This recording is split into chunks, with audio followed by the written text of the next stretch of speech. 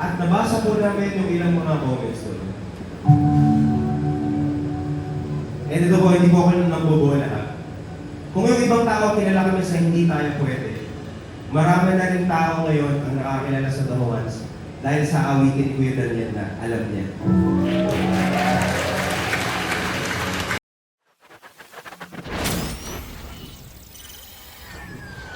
J-Trip by JJ. Meron ng mga awitin na pag pinakinggan ng mga tao sa radyo or pinanood nila sa YouTube, hindi lang sila matutuwa, hindi lang sila makakahugot, pero mararamdaman nila ang pagmamahal ng Diyos.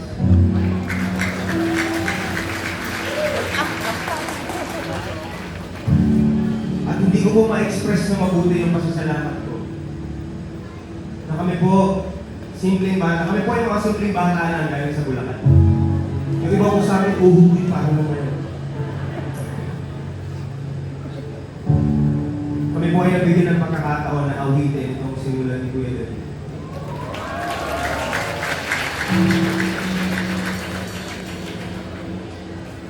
At nabasa po namin yung ilang mga comments doon. Eh dito po, hindi po ako nang lahat. Kung yung ibang tao kilala kami sa hindi tayo pwede, marami na rin tao ngayon ang nakakilala sa The Ones dahil sa awitin Kuya Daniel na alam niya.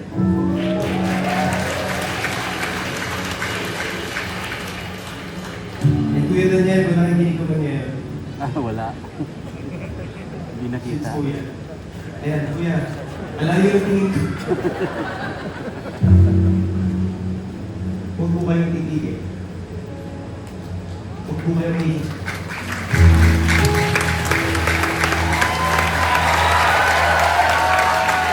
Ang napakaraming ng tao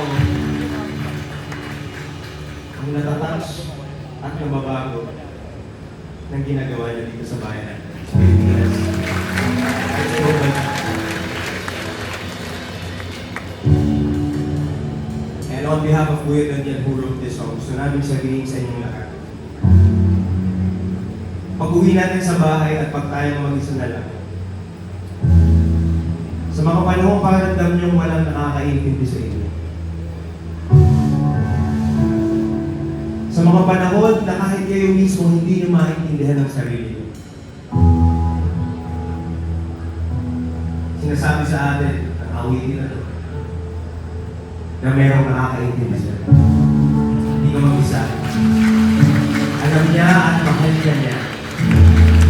Alam niya at nandiyan sa para sa'yo. Hindi ka mag-isa. Dahil alam niya.